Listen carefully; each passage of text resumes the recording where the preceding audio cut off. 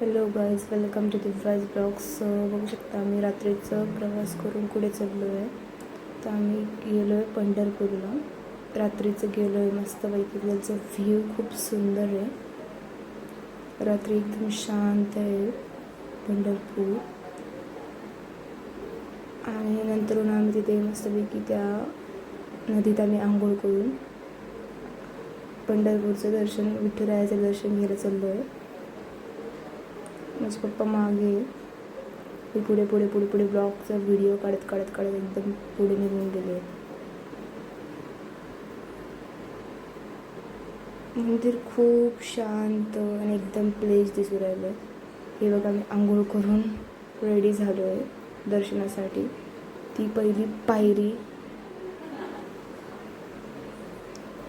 नंतरून आम्ही रात्रीचे मंदिरात गेलो आहे. तर रात्र असल्यामुळे मंदिर तर बंदच झालं होते. मंदिर आम्ही मस्तपैकी टिका वगैरे लावून, मंदिराचा कळस किती सुंदर दिसतोय.